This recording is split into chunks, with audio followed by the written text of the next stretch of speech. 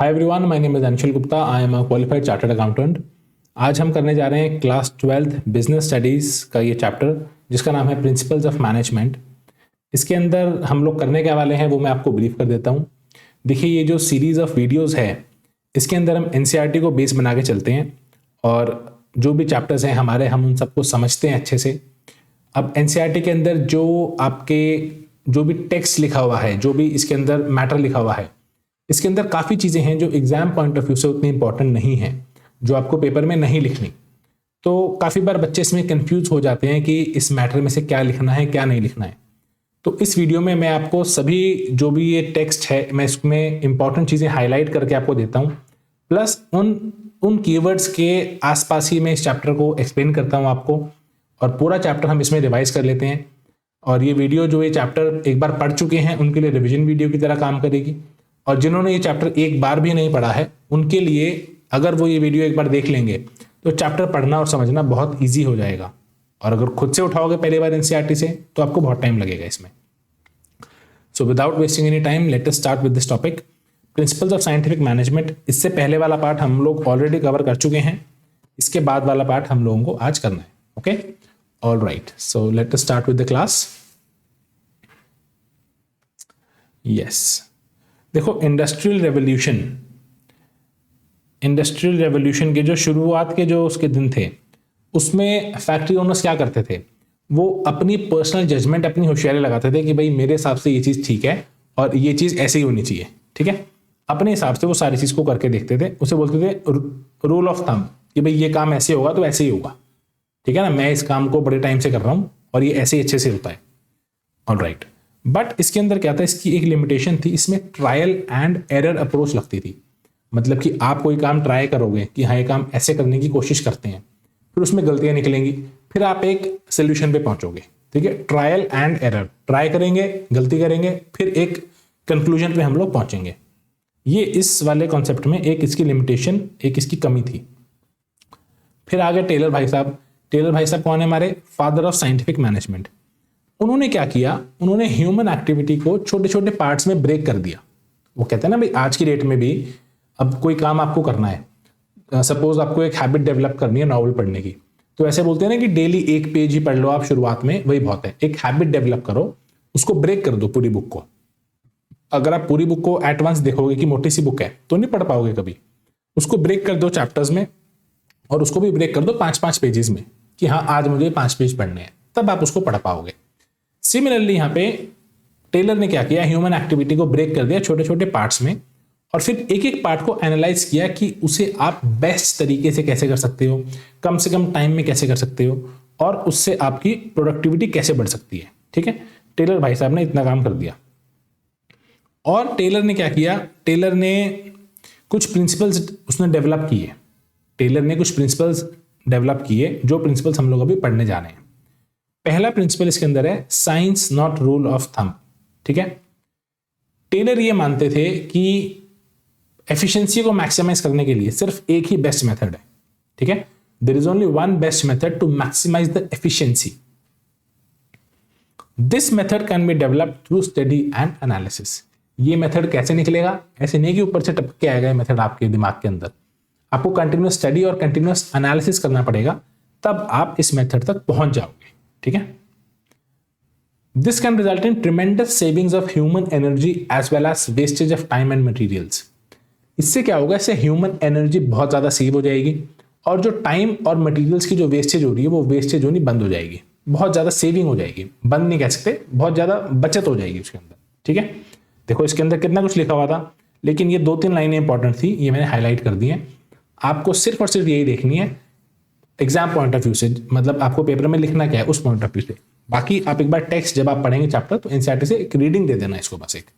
Okay, next principle is harmony not Discord. अब इसका क्या मतलब है, देखो मैनेजर्स, हार्मनी का मतलब क्या होता है, एक तरह से शांतिपूर्वक काम हो, सब कुछ सब मिलजुल के काम करें। देखो मैनेजर्स जो होते हैं, मैनेजर्स एक लिंक की तरह काम करते हैं between the owners and the workers. एक तो फैक्ट्री के मालिक हो गए फैक्ट्री ओनर्स, और एक हो गए वर्कर्स जो उस फैक्ट्री में काम कर रहे हैं। तो मैनेजर जो होते हैं वो एक तरह से उन दोनों के बीच में लिंक की तरह काम करते हैं। ठीक है, ओके। हमेशा से फैक्ट्री के अंदर एक पॉसिबिलिटी रहती है क्लास कॉन्फ्लिक्ट होने की। क्लास कॉन्फ्लिक्ट मतलब कि मैनेजर एक क्लास हो गई, वर्कर्स एक दूसरी क्लास है, तो वो दोनों जने आपस में भिड़ ना जाएं, इसका हमेशा से एक वो रहता है, एक चांसेस रहते हैं, इसकी प्रोबेबिलिटी रहती है। तो टेलर भाई साहब ने कहा भैया कंप्लीट हार्मनी, एकदम शांतिपूर्वक काम करो, तुम उसको मत छेड़ो और वो तुम्हें नहीं छेड़ेगा, ठीक है, काम पे ध्यान दो सब अपने अपने। Management should share the gains of the company. अगर कंपनी को कुछ गेन्स हो रहे हैं, कुछ अलग से फायदा हो रहा है, तो मैनेजमेंट को वो शेयर करना चाहिए वर्कर्स के साथ in the form of bonus for example, ठीक है। साथ ही साथ वर्कर्स जो है उनको बहुत ज्यादा मेहनत करनी चाहिए, बहुत ज्यादा हार्डवर्क करना चाहिए, ताकि वो मैनेजमेंट के फायदे के लिए काम करें। ये देखो, ये वर्कर है, ये प्रोडक्शन उसने बहुत ऊपर कर दी, ये मालिक है और ये मालिक ने उसको बोनस दे दिया। अब इसका मुंह उतरा हुआ दिखा रखा है, इसको बोनस कम लग रहा होगा, हो सकता है, बट लेकिन टेलर के कहने का मतलब है वर्कर अपनी पूरी मेहनत से काम करे ताकि प्रोडक्टिविटी बढ़े और मैनेजमेंट जो है साथ साथ उसको बोनस भी दे। तो एक तरह से यहाँ पे sharing of gains between the company and the between the managers and the workers. All right. Next principle I would rather say it is cooperation, not individualism. Cooperation मतलब मिलजुल के काम करो, ऐसे अकेले अकेले काम मत करो, ऐसे गुमनाम होके वो अलग काम कर रहा है, वो अलग कमरे में काम कर रहा है, ऐसे नहीं। सब इकट्ठे बैठ के काम, मतलब अपने अपने कमरे में कर लो, बट मोटिव एक होना चाहिए सबका कि भाई कंपनी की हमें अच्छाई के लिए काम करना है, ठीक है। This is an extension of the principle harmony not discord, ठीक है। दिस इज वन प्रिंसिपल जो हमने अभी पढ़ा था ऊपर, ये जो हमने प्रिंसिपल पढ़ा था हार्मनी नॉट डिस्कॉर्ड, ये एक तरह से इसी का एक्सटेंशन है, इसी का नेक्स्ट पार्ट कह सकते हो आप इसको, ठीक है। All right, for this management should welcome constructive suggestions made by employees. कई बार क्या होता है, हमारे एम्प्लॉयज भी हमें बड़ी काम की सलाह दे देते हैं बातों बातों में, और हम ये सोचते हैं यार ये तो वर्कर आदमी है, ये मुझे क्या सिखाएगा, हम उस पर गौर नहीं करते। तो मैनेजमेंट को वेलकम करनी चाहिए, उनकी जो भी सलाह दे रहे हैं, जो सजेशन दे रहे हैं, मैनेजमेंट शुड वेलकम दैट। तभी जो है वर्कर को भी लगेगा कि हाँ मेरी बात रखी गई है, और अगर सच में उसकी सजेशन काम की है तो दिक्कत क्या है मानने में, हमें तो फायदा हो रहा है ना कंपनी को। तो at the same time workers, चलो ये तुमने बता दिया कि मैनेजमेंट को वो सजेशन माननी चाहिए, बट साथ ही साथ worker should also desist from going on strike and making unreasonable demands. भाई मैनेजमेंट की तो हमने बात कर ली कि भैया तुमको जो है वर्कर्स का भी, उनकी भी जो सलाह है वो सुननी चाहिए, माननी चाहिए। साथ साथ वर्कर्स के लिए कह दिया भैया तुम भी सुन लो, ऐसा नहीं है तुम कोई अनरीजनेबल डिमांड कर दोगे कि कुछ उल्टा सुल्टा कि हमें तो अपना 500% का बोनस चाहिए या हमें तो 10 छुट्टी लगातार चाहिए। इस तरह की अनरीजनेबल डिमांड्स आपको भी नहीं करनी है। एंड सेकेंडली, आपको बिना बात स्ट्राइक पे भी नहीं जाना है। कभी आप जो हर दूसरे महीने स्ट्राइक पे चले जाते हो तो ये तरीका गलत है काम करने का। प्रोडक्शन डिस्टर्ब होती है, कंपनी डिस्टर्ब होती है, ठीक है। तो you should desist on from going on strike, ठीक है, desist, okay, alright. Next point is development of each and every person to his or her greatest efficiency and prosperity. Development of each and every person to his or her greatest efficiency and prosperity. देखो, हर बंदे को जो selection process है ना, वो बड़ा ही तरीके से होता है, एज पर टेलर तरीके से होना चाहिए, और उसके हिसाब से ही उसको काम असाइन करना चाहिए। जिस बंदे की जो मेंटल और फिजिकल कैपेबिलिटीज हैं उसके अकॉर्डिंग ही उस बंदे को काम देना चाहिए। इससे क्या होगा, इससे ऑर्गेनाइजेशन में एफिशिएंसी बढ़ेगी और काम ढंग से होगा, ठीक है। एक बार मैं आपको रिकॉल करा देता हूं जो हमने पढ़े हैं।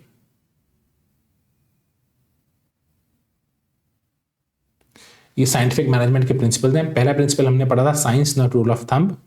Second was harmony not discord. Third हमने पढ़ा था cooperation not individualism. Fourth was development of each and every person to his or her greatest efficiency and prosperity.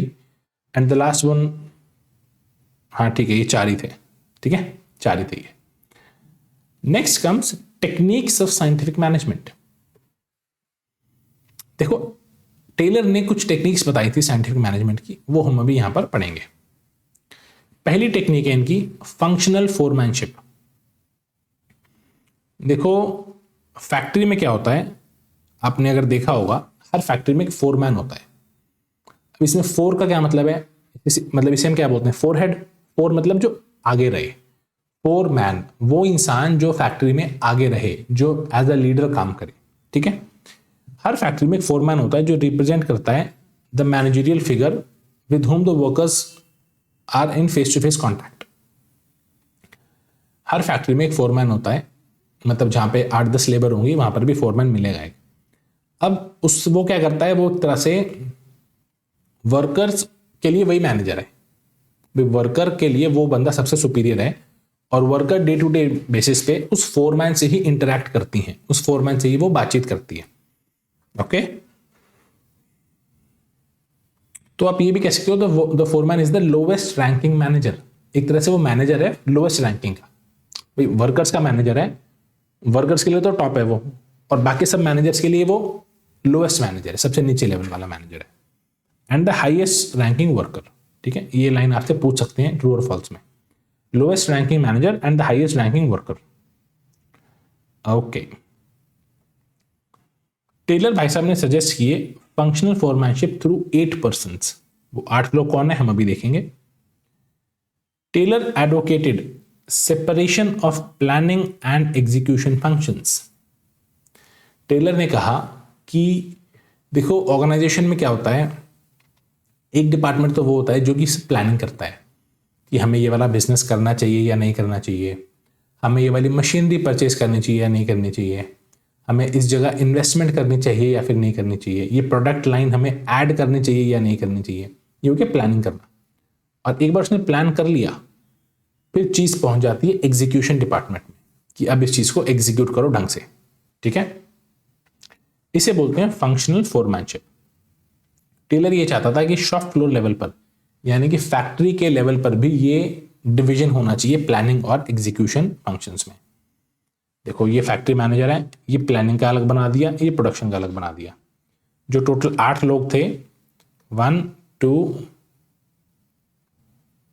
3 and 4 and 5 and 6 and 7 and 8, ये वो 8 लोग हैं जो टेलर चाहता है। हमने ऊपर पढ़ा था ना यहाँ इधर 8 पर्सन्स, 8 लोगों के थ्रू वो फोरमैनशिप चाहता था। ये 8 लोग हैं ये वाले, ठीक है। और ये 8 फोरमैन हो गए भाई, ये तो डिपार्टमेंट नंबर 1 हो गया। ये एक तरह से वो कह रहा है 2 डिपार्टमेंट बना दिए हमने फैक्ट्री लेवल पे। ये 8 क्या हैं, ये 8 फोरमैन है, FOREMAN फोरमैन, और ये इनके नीचे वर्कर है, ठीक है। Functional foremanship is an extension of the principle of division of work. Ultra important, पूछ लेंगे आपसे डिवीजन ऑफ वर्क का एक्सटेंशन क्या है, वो है फंक्शनल फोरमैनशिप। देखो डिवीजन ऑफ वर्क में क्या होता है, काम को बांट दो अपने नीचे और लोगों में। फंक्शनल फोरमैनशिप में क्या हो रहा है, एक तरह से अपना काम आपने बांट दिया 8 लोगों में, और 8 फोरमैन अपने हिसाब से काम बांट रहे हैं, तो एक तरह से डिवीजन ऑफ वर्क का ही एक एक्सटेंशन है। Okay, and it is also the functional foremanship is the specialisation to the shop floor. Each worker will have to take orders from these 8 foremen in the related process or function of production, ठीक है।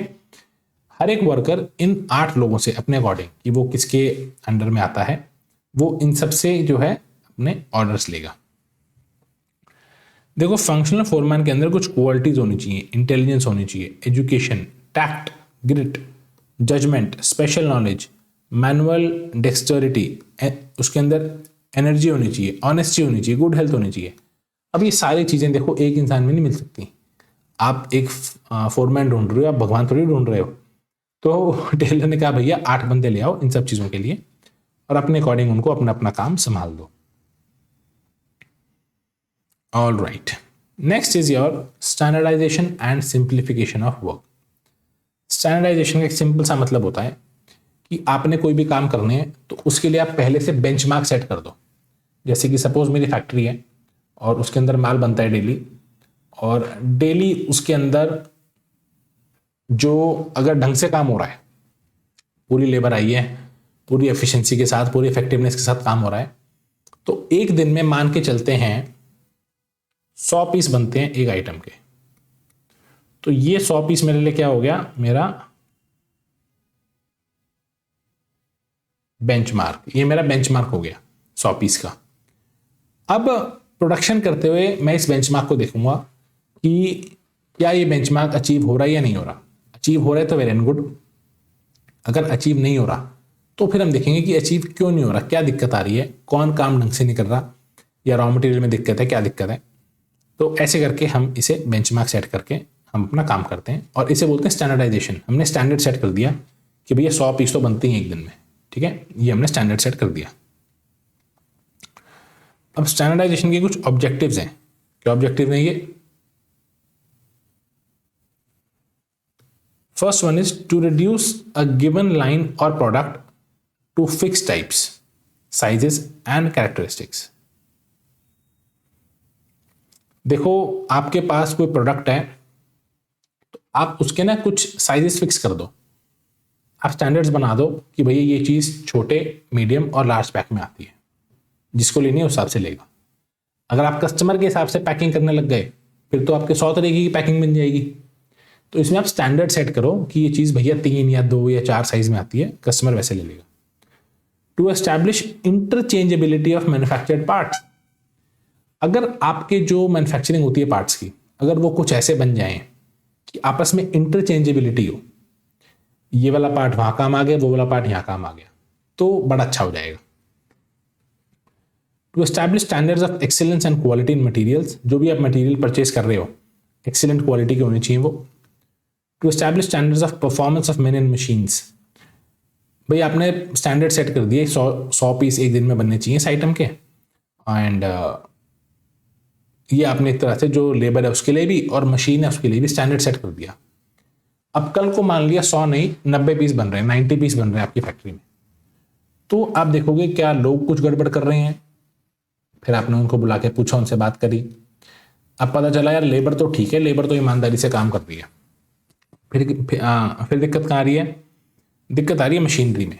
Machinery में कुछ दिक्कत है जिस वजह से production नहीं आ पा रही, फिर मैं वहां ठीक करूंगा उसको, ठीक है। ये तो बात होगी स्टैंडर्डाइजेशन की। अब आ जाते हैं सिंप्लीफिकेशन पे। Simplification aims at eliminating superfluous varieties, sizes and unnecessary diversity. भैया आपने ना खिचड़ी बना रखी है अपनी फैक्ट्री में, बहुत ज़्यादा प्रोडक्ट आपने निकाल रखे हैं, हर प्रोडक्ट के 10-10 तरीके के साइज हैं, उनके 10-10 तरीके के कलर्स हैं। तो ऐसे काम करोगे ना तो चीज़ें संभलने में नहीं आएंगी, स्टॉक आपको संभाल नहीं पाओगे। जिस कलर का ऑर्डर आएगा उस कलर का माल नहीं मिलेगा, जिस साइज़ का मतलब ऑर्डर आएगा उस साइज़ का माल नहीं मिलेगा, उसके बाकी साइज़ों का माल मिलेगा। तो ऐसे आप काम नहीं कर पाओगे। तो चीज़ों को थोड़ा सिंप्लीफाई करके चलो, ठीक है। All right.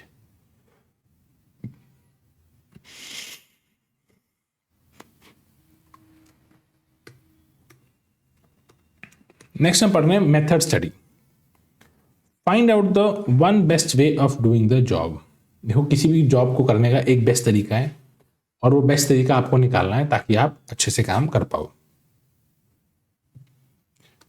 The objective of whole exercise is to minimise the cost of production and maximise the quality. Cost of production को मिनिमाइज करना है आपने और क्वालिटी को मैक्सिमाइज करना है इस तरीके से। ये आपका मेन पर्पज है। Next is motion study. Motion study refers to the study of movements like lifting, putting objects, sitting, changing positions, etc. भाई काम करते हुए वर्कर्स मूवमेंट तो करते हैं ना, कभी लिफ्टिंग सामान उठाएंगे, कभी पुटिंग ऑब्जेक्ट्स सामान रखेंगे, कभी बैठेंगे वो, कभी अपनी पोजीशन चेंज करेंगे। तो बहुत सारी एक्टिविटीज, बहुत सारी मूवमेंट्स इन्वॉल्व है। तो मोशन स्टडी मीन्स उन सभी एक्टिविटीज, उन सभी मूवमेंट्स को स्टडी करना।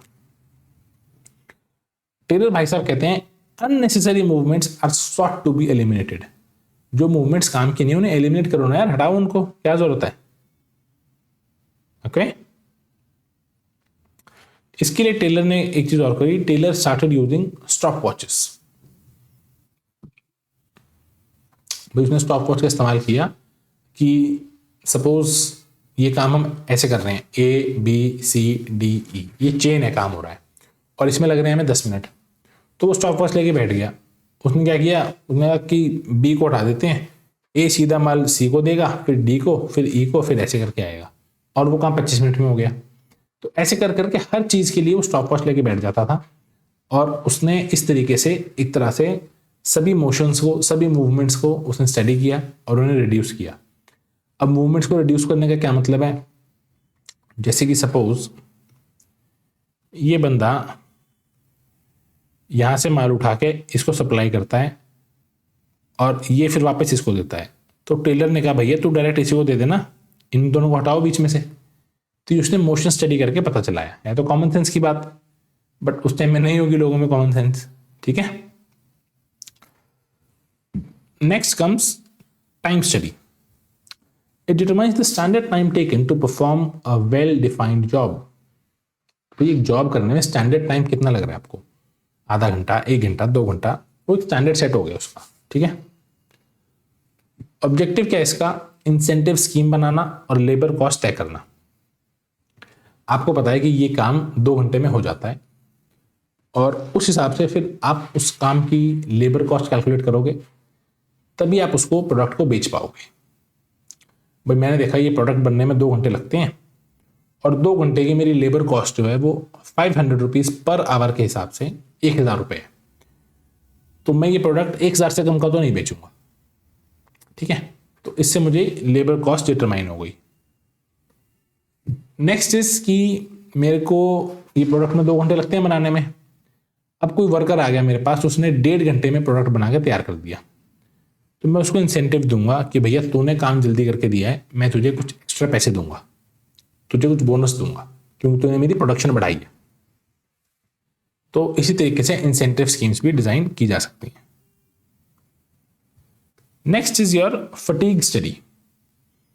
अ person is bound to feel tired physically and mentally if he or she does not rest while working. एक इंसान अगर काम करते हुए रेस्ट नहीं लेगा, आराम नहीं करेगा, तो फिजिकली और मेंटली थक जाएगा और उतनी एफिशिएंसी उसकी नहीं आ पाएगी। Fatigue study seeks to determine the amount and frequency of rest intervals. इस स्टडी से पता चलता है कि कितने टाइम बाद, कितने गैप के बाद हमें रेस्ट लेना चाहिए और कितना लंबा रेस्ट लेना चाहिए, वो हमें फटीग स्टडी से ही पता चलता है। Okay, next is your differential piece wage system. Taylor चाहता था कि एक डिफरेंशिएशन होना चाहिए एफिशिएंट और इनएफिशिएंट वर्कर के बीच में। भाई एक तो आपका एफिशिएंट वर्कर है, एक आपका इनएफिशिएंट वर्कर है, तो उन दोनों के बीच में आपको डिफरेंशिएट करना है, फर्क करना है। ओके,